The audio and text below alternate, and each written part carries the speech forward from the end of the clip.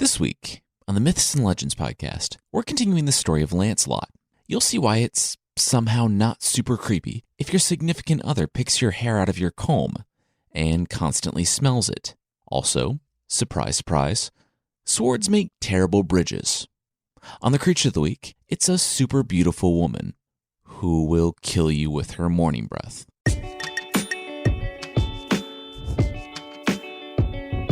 This is the Myths and Legends podcast, episode 41B, Promises to Keep.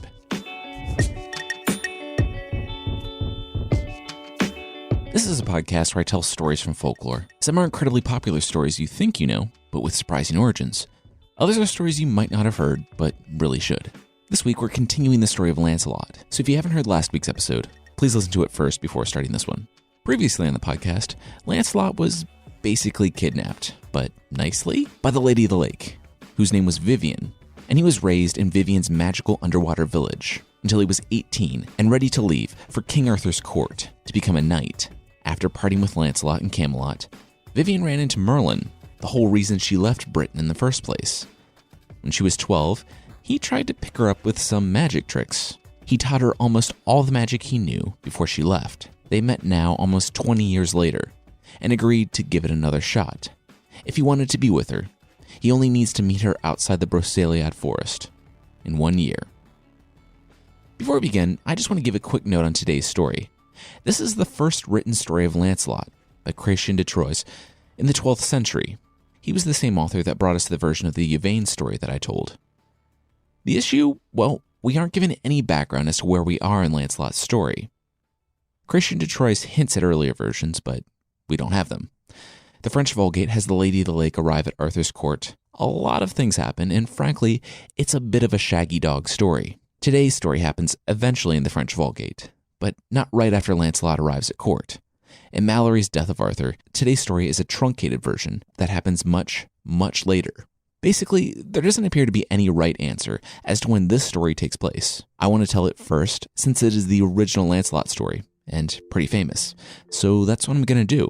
For those of you that know the Arthurian legends, I'll totally tell the stories of the Dolorous Guard, King Galahad, Lord of the Distant Isles, and Guinevere's evil twin in time.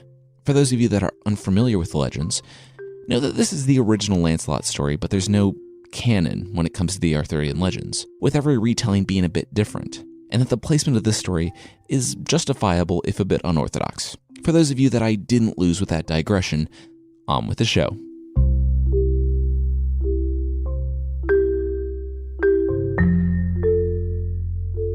Lancelot had only ever seen her at a distance, but now that he had seen her close up and touched her hand, his life had been changed forever. She was the most beautiful woman he had ever seen, and ever since their eyes met each other in the court of King Arthur, he fell madly, hopelessly in love with her. His heart was hers, from now until the day he died. Unfortunately, the court of King Arthur was the court of her husband. Lancelot had fallen in love with Queen Guinevere. It was then that he realized he was staring at her, awkwardly, and she definitely noticed. She looked into the eyes of the young man that had just been knighted. He had been admitted to King Arthur's household 2 days ago, and he was knighted today. It was an unprecedented turn of events, but Arthur would only say that powers greater than his own had demanded it. This young man was strong and handsome, and Guinevere had come to say hello to him. She took his hand, and he froze. He looked at it, then into her eyes, and then he didn't stop staring. The queen greeted him, but he didn't respond. He didn't stop staring, but he didn't respond. He held her hand, but not cordially like they were meeting for the first time, but softly, lovingly. When she realized, she started and drew back her hand. Lancelot snapped back to reality, but he still couldn't speak, not to her. He was flustered. Sweat began to bead on his forehead. She stood and excused herself. She went to Yvain, the boy's very short-lived mentor, since he was already a knight. She told him that this boy was obviously of low birth and rude. Didn't he know to speak when a queen requested it of him? Yvain shrugged. The new knight obviously wasn't of low birth. I mean, look how handsome he was. But Yvain would try to figure out who he was. Up until now, the new guy hadn't even told anyone his name. Guinevere looked at the new knight and narrowed her eyes, making a point to say how much she disliked this impudent boy. She then left and went to her room alone. She sat there and tried to forget the way she felt when the young man looked at her so lovingly, as though she were the only woman in the world. There was a knight in King Arthur's court, pleading on behalf of a baroness under King Arthur. There was an army attacking her land, and King Arthur pledged to help her and send some of his knights. When Lancelot heard of it, he leapt at the chance. It gave him a chance to follow Vivien's advice, to get out of the castle in less than a day. Arthur was reluctant, but he agreed to it if his foster brother Kay went with the new knight.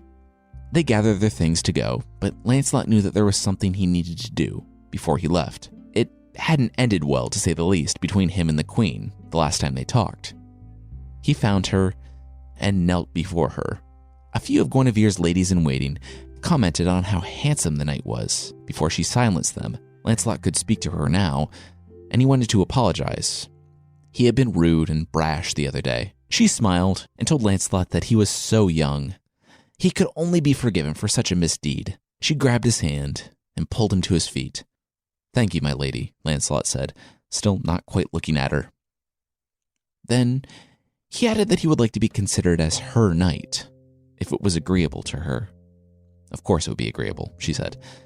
"Now, with your leave, my lady," Lancelot said, "I will go." "You have my leave, knight," she said. "Goodbye, my friend." With that, Lancelot left with Kay on his first adventure for King Arthur.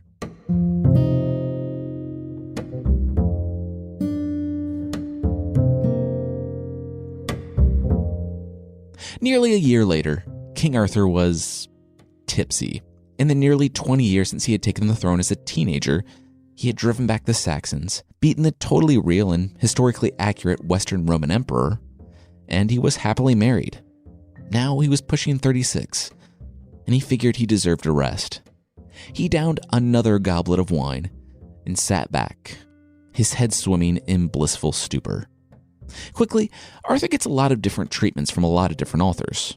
For a lot of the British authors, he's the pinnacle of honor, virtue, and strength. For the French writers, there's much more nuance to the legendary king. He's a powerful and skilled ruler, but he also falls asleep at feasts, as we saw in the Yvain story, drinks a bit too much, and kind of wants to stay back while his knights do the dirty work and gain renown for him. Arthur was annoyed to have to sit up straight when he heard a commotion at the door. A fully armored knight pushed through to the feast and began spitting curses at Arthur and his knights, that they weren't strong enough, that people would die. That got Arthur's attention. He asked the belligerent knight what he meant, with the knights of the Round Table already pushing the man back and out the door, and others going to get their spears, should things turn ugly. The knight yelled that he had Arthur's people. It didn't matter how many, because there was nothing Arthur could do about it. He was the king, but he didn't have the wealth or the power or the will to get his people back, and they would die in captivity before he would ever be able to secure their release. The man just came to spit in Arthur's face, proverbially, and leave. It's not said why Arthur let the man go. We do know that he sadly accepted this threat in front of assembled barons, knights, and maidens. Maybe he didn't believe this obviously very angry knight had a whole lot of his people captive somewhere. Or maybe he was just sleepy from all the wine, but he let the knight go. But the man wasn't done. As he stood at the bottom of the stairs, facing the door, he said, through his helmet without looking back, that if Arthur, or a knight, brought Arthur's wife, Queen Guinevere, to the forest, then the knight would personally release everyone. That is, if the knight with Guinevere could keep the queen from being taken. With that, the threatening knight left. The hall was silent afterward, until Arthur announced that, "No, we're not doing that. No one is taking my wife into the woods to a strange knight who may or may not have kidnapped a lot of my people." Then, on a completely unrelated note, Arthur's surely very smart and prudent foster brother, Kay, approached him. He told Arthur that he really loved serving under him for all these years, but right now, he had to tender his resignation. Arthur said that this seemed surprising. "Are you sure this isn't related to the knight that just came in and threatened us?" "It seems pretty related to the knight that just came in and threatened us." Kay said no, he was leaving, and there was nothing his foster brother could do to stop him. When he left Arthur's presence, Arthur turned to his wife, Guinevere, and asked her to see what she could do to stop him. Guinevere went to her half-brother-in-law and asked him what she could do to stop him from quitting forever. He said all he needed was just for Arthur to grant him one request. But he can't know what it is. Guinevere maybe advised her husband not to do this, because if you've read fiction, folklore, the Bible, everywhere, it's almost always a bad idea for kings to agree to give someone something before knowing what that something is. Arthur did, though. He wouldn't suffer shame and lose his most trusted knight on the same day. I can imagine the hefty eye roll from everyone when Kay laughed and yelled that he tricked the king. His request was that he be allowed to take Queen Guinevere into the forest by himself and beat this knight. All the glory would be his.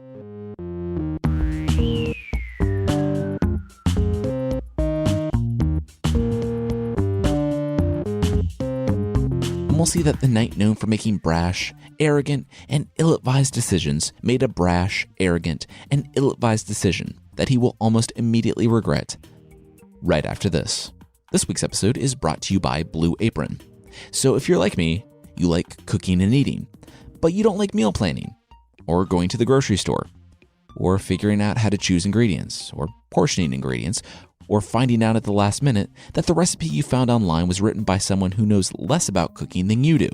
So yeah, if you're like me, Blue Apron is perfect for you. They have pre-portioned fresh ingredients with a super easy to understand recipe with pictures.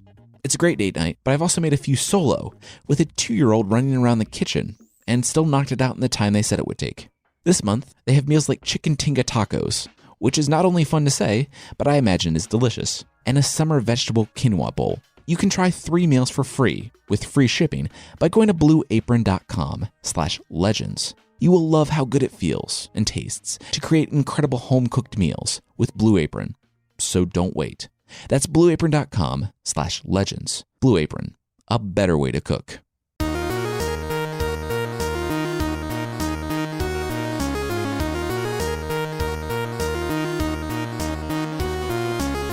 Lancelot was riding with all haste back to Camelot. He had received a message from Vivian, the Lady of the Lake, telling him he must return to Camelot on this date, or else something terrible would happen. He pushed his horse as hard as he could.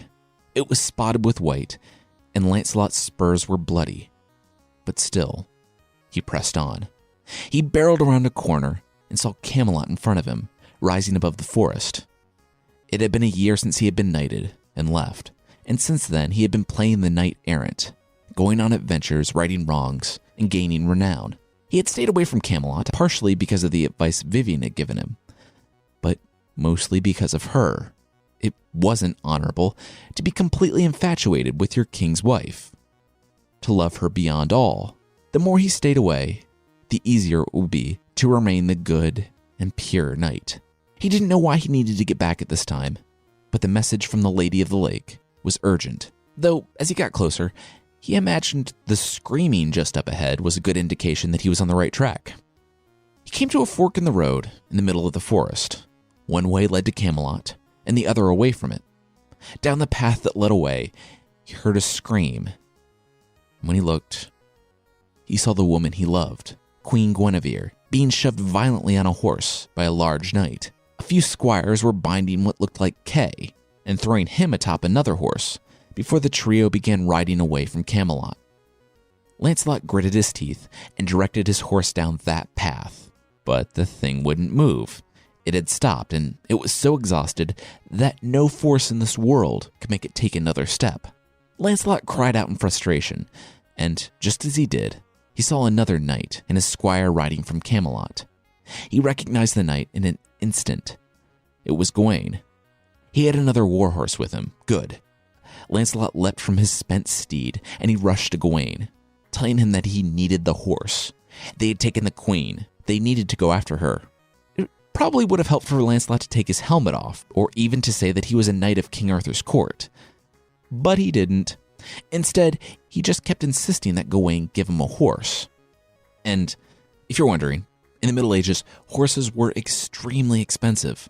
It's like Lancelot is in one of those cop dramas, or he rushes up to someone in a Lexus and says, "Give me your Lexus," because a well-armored warhorse was probably more comparatively expensive than a modern-day Lexus. Gawain could see this knight in white armor clearly wanted to rescue the queen.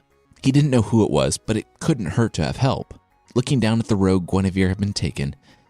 He told Lancelot that he could have the horse, but Lancelot didn't hear him, because he was already galloping after them.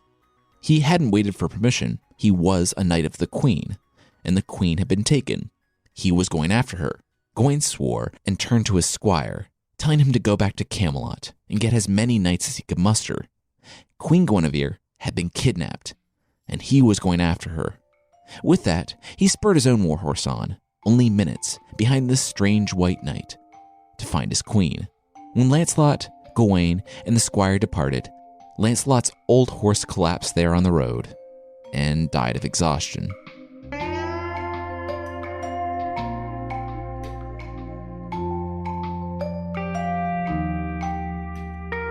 As Gawain rode the expanse of Great Britain, he saw, at first, Lancelot as a speck on the horizon. Then, as Gawain eased up a bit so that his horse wouldn't die, Lancelot disappeared. Lancelot was pushing his horse, hard, again, after Guinevere. Days passed with Gawain riding as fast as he could without hurting his horse, until he found blood dotting the ground. Then, the body of his warhorse, that Lancelot had ridden to exhaustion.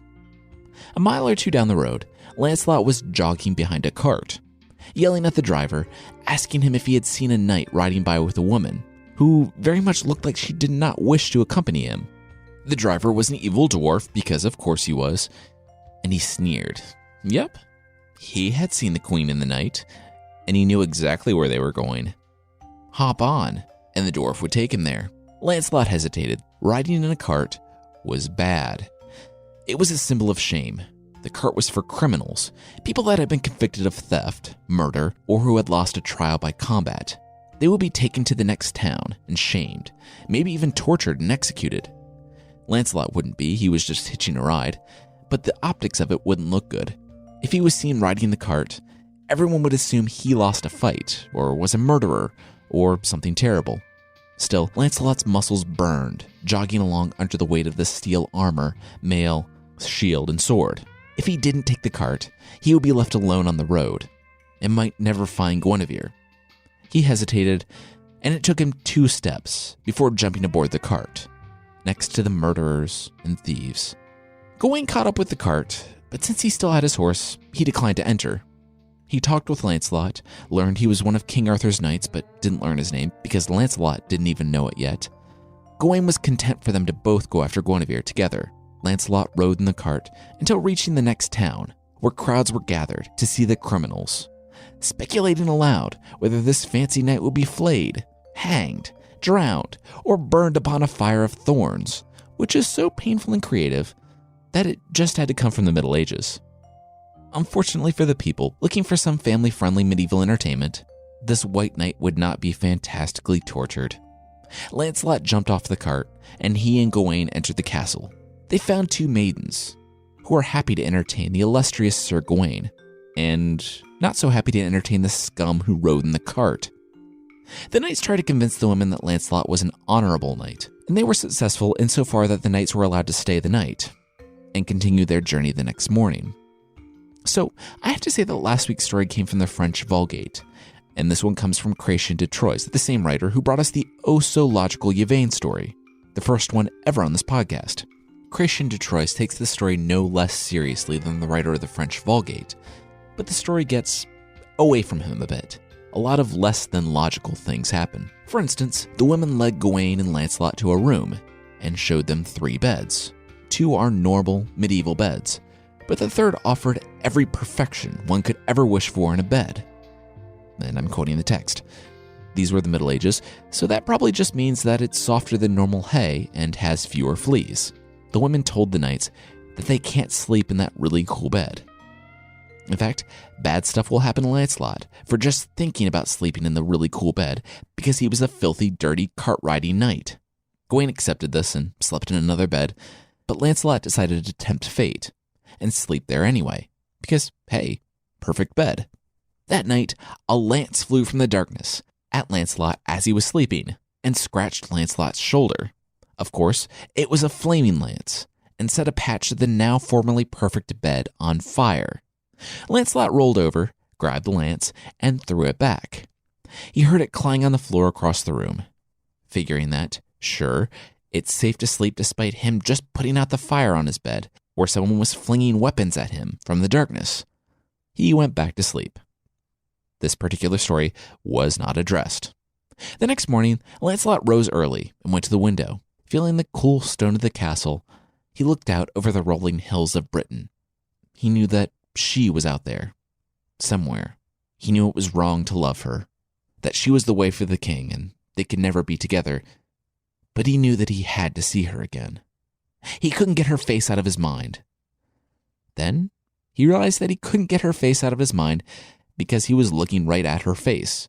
There, less than 200 feet away, was Queen Guinevere, riding her own horse, which was yoked to the horse of the largest knight Lancelot had ever seen.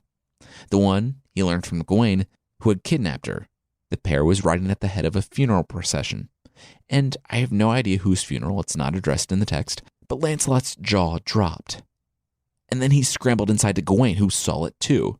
They could rescue her, right now. They rushed outside, but the procession was so thick that they couldn't get to the pair before they were out of town. So Lancelot and Gawain rushed inside to get their things. It took a little longer than they thought, though. The ladies, who had scorned the dirty, terrible cart-riding knight the night before, now esteemed him for his bravery when facing a flaming lance, which they knew absolutely nothing about. Don't worry about it. Want a free horse? When he was outfitted with an armored horse, Lancelot rode alongside Gawain. When they reached the funeral outside of town, they learned that the knight had absconded, once again, with Guinevere. Thinking that they couldn't be that far ahead, Gawain and Lancelot spurred their horses into the forest. As it turned out, Guinevere and the evil knight were that far ahead. Gawain and Lancelot rode nearly all day, as fast as they could, without a sign of their queen. Of course, as night fell, they saw an ominous-looking young woman standing in the middle of the road. They stopped and they greeted her, asking if she had seen anyone pass by. She said that she did, but she, too, asked for a promise from them for the information, without quite stipulating what that promise would be. They both agreed to do whatever she wished without hesitation, if only she had the smallest bit of info about Guinevere. She told them, to find the queen, they would have to enter into a strange land and undergo great tribulations and suffer greatly. They said, okay, that's not surprising. We're questing. That's kind of the thing. Who do we need to fight? The girl said, oh, yeah, okay. The knight that took Queen Guinevere is named Malagant, the son of the king of Gore. The king's name is Badamagu, and he lives in a kingdom from which no foreigner ever returns. There are two ways in, the first of which was the underwater bridge, which is exactly what it sounds like, and I don't think it's technically a bridge if it's underwater.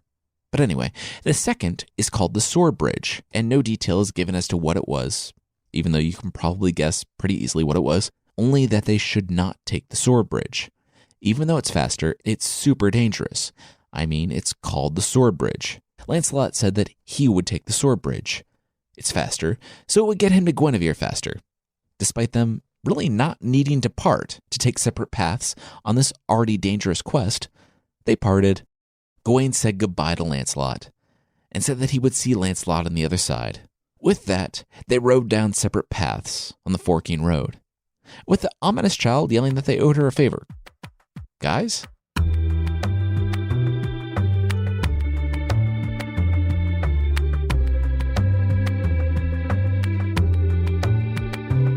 We're going to fast forward a bit here.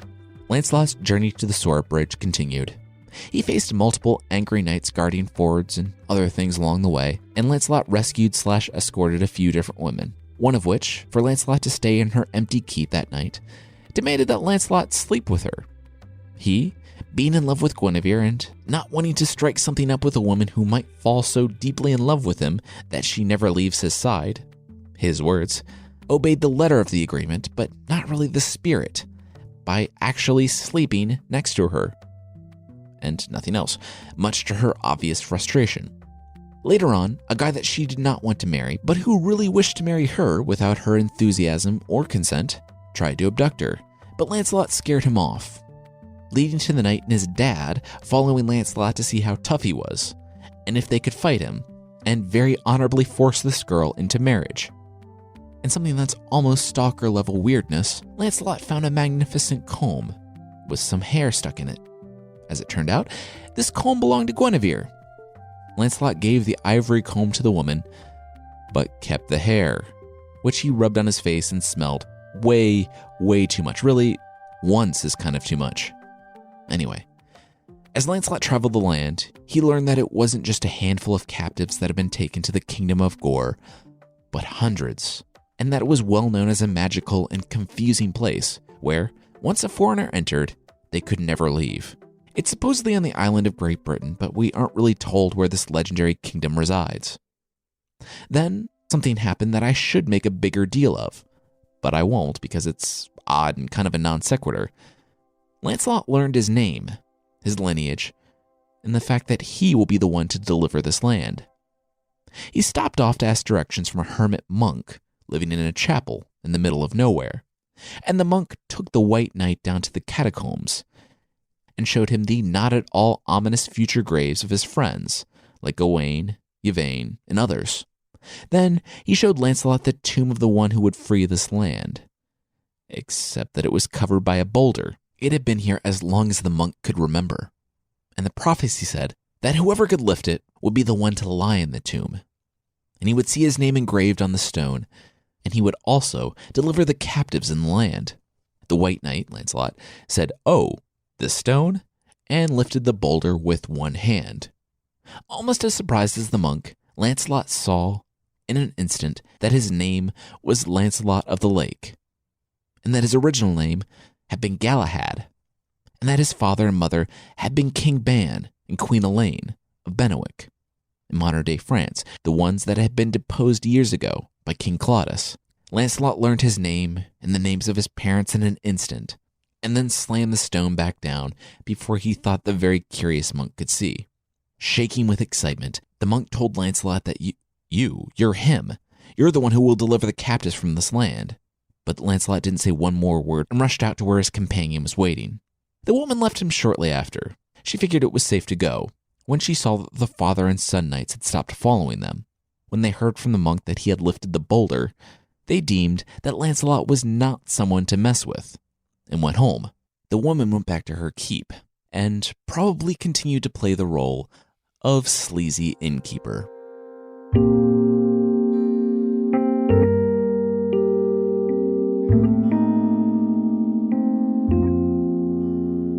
Back at Camelot, Arthur smiled when he saw his wizard advisor, Merlin, enter the throne room. Arthur was worried about his wife, but he was happy to see Merlin. He thought that the world was a better place with Merlin in it.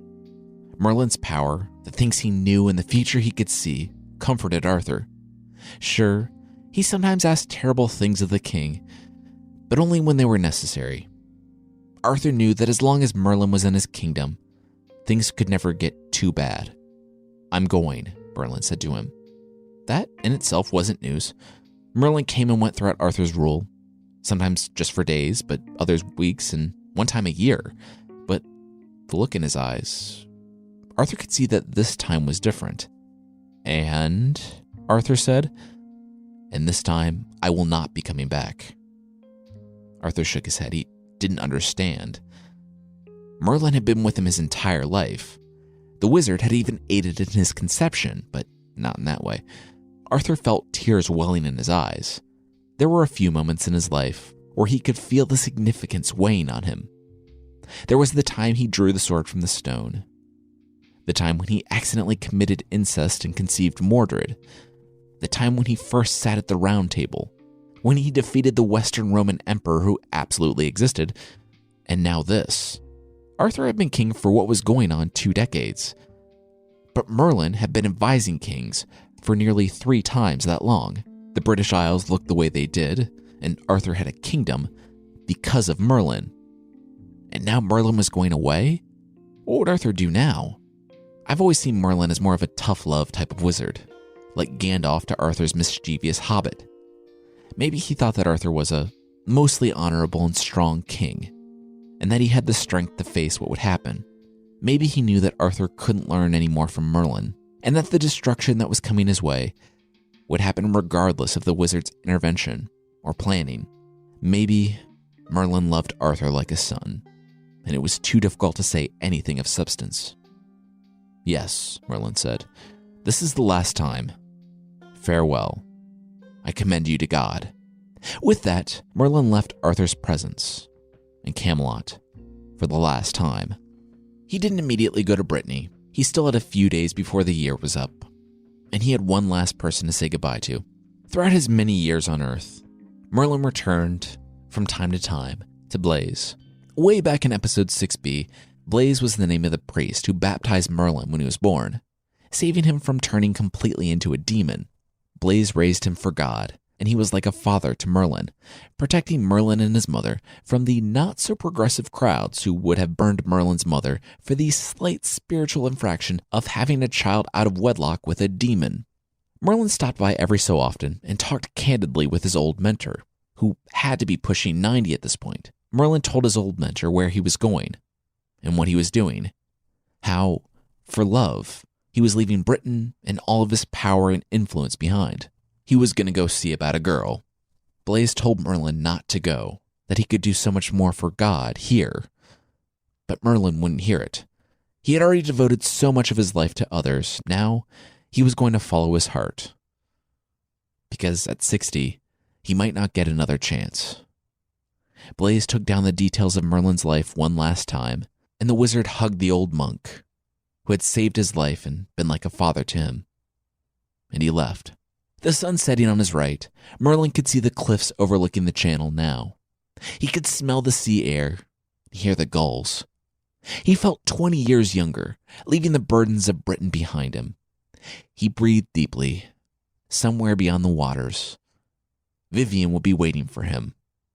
Tomorrow, he would meet her by the Broceliad forest and begin his new life.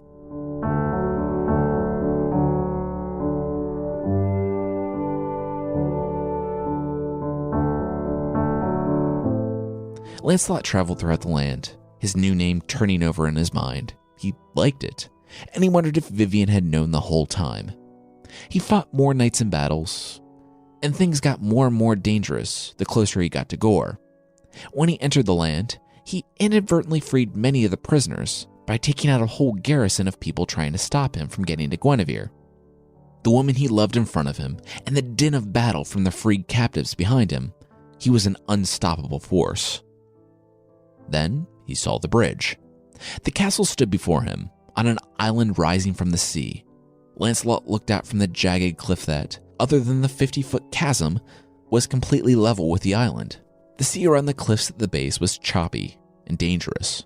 Lancelot could see the archers stationed all along the cliffs. To approach in a boat would mean instant death. He knew that this was the castle of King Bagmagu. This was where they were holding Guinevere.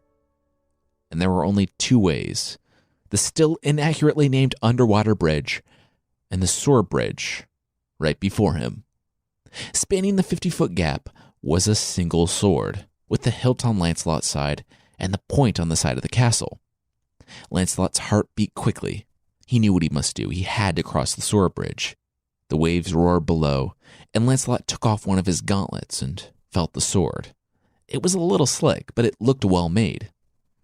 He looked at the massive towers and down at the sword bridge. It was the width of a normal sword, but 50 feet long, and laid flat across the chasm. Crossing it would be like going across one very dangerous balance beam. He took a deep breath. He knew that if he ever wanted to see Guinevere again and be able to return to Camelot with honor, he would need to cross the sword bridge. Lancelot took off his sabatons, the armor covering the foot, his boots, his other gauntlet, and his gloves. So it was just his bare feet and his bare hands. He left them on the ground. If he was going to make it, he needed to be able to feel his way across. If he cut his hands and feet, he would probably survive. If he slipped and fell because of his bulky armor, though, he looked down at the jagged rocks jutting from the sea. Well, if he slipped, that would be it. He put one foot on the sword. It was cold and slick, but he thought he had a grip on it.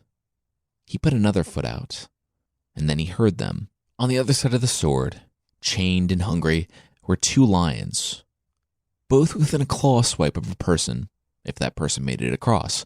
They were snarling, their mouths were dripping with saliva, and they were watching Lancelot waver on the flat edge of the sword. Lancelot was balanced on the cold sword, barefoot, with the wind whipping him. He gulped and took another step toward the castle. The wind pushed him violently. Lancelot struggled to maintain his balance.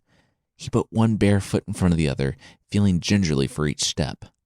Just barely over the sound of the freezing water hitting the rocks below, he heard a gasp from the tower above him. His eyes went to the source of the sound, and he saw her. She was live. She was here. It was Guinevere. She was standing with some older man, watching him. Even from this distance, he could see the fear in her eyes. She was scared for him. She cared for him. He clenched his jaw. He could do this. Except that while he was focused on her, he wasn't focused on his footing or bouncing against the wind. A strong gust came by and pushed Lancelot out into the chasm between the cliffs. He lunged with his right hand at the last moment and caught the sword. But he caught the sword, and it sliced into his hand. He hung there, on the edge of the sword bridge only halfway across, with the sharp rocks below and the lions on the other side if he did make it. The sword was cutting into his hand, but he had to grip the edge with all that he could. And as Lancelot was rocked back and forth by the wind, with blood streaming down his arm, his hand was starting to slip.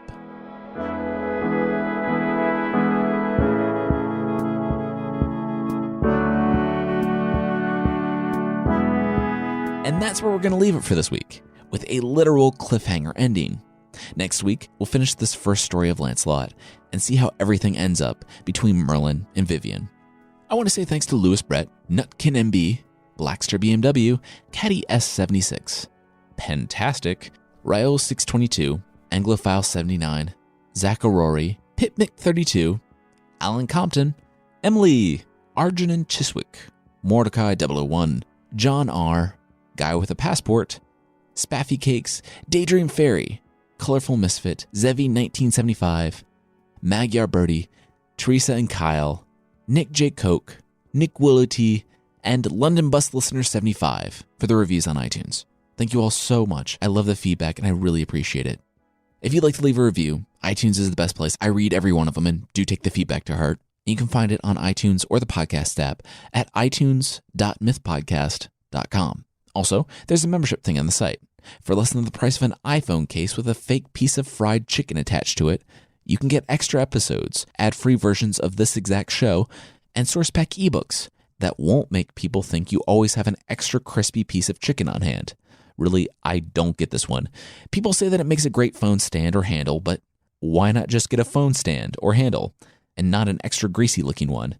Maybe I'm getting old, but if you get this, please tell me what's going on. Oh, and check out support.mythpodcast.com if you're interested in the membership.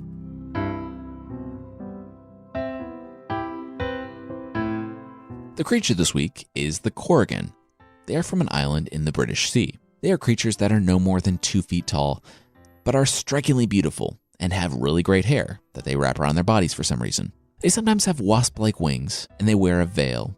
They're usually seen at night, where they are supposedly super beautiful and normal-ish, as far as a 2-foot tall fairy with wasp wings can be normal. During the day, their hair turns white, eyes red, and their faces become deeply wrinkled. So like anyone if they stay up all night. Like many other creatures, they take children in the night, but they don't leave changelings. They're kind of nice though, because they only take children that they think need to be protected. If you don't want them to take your child, all you need to do is either not put your child in danger or wrap a rosary around your infant's neck before bed. If this seems a bit contradictory to you, it definitely feels that way to me too, because wrapping something around your infant's neck before bed is the very definition of putting them in danger. We've all talked about this. Please do not do this. In addition to their scary faces, the Corrigan has terrible breath, and it can kill you. Also, they can shapeshift, predict the future, travel with the speed of thought, so basically teleport, and can cure most illnesses. If you find yourself in the presence of these very much overpowered creatures, you have some options. They were princesses that refused to convert to Christianity when the apostles came around to convert people. So they were transformed into these creatures. So all you need is a priest, a cross, or a calendar. They can't even name all the days of the week, because the week contains the day Sunday, which is holy. So if you show them a calendar, that might repel them. My wife still carries a paper planner, so I suppose she's always safe against the Corrigan. I, for one, am hoping I can just be lazy and just flash the one on my iPhone. That's it for this week. The theme song is by the band Broke for Free, and the Creature of the Week music is by Steve Combs. Links to the other music I used are in the show notes. Thank you so much for listening, and I'll see you next time.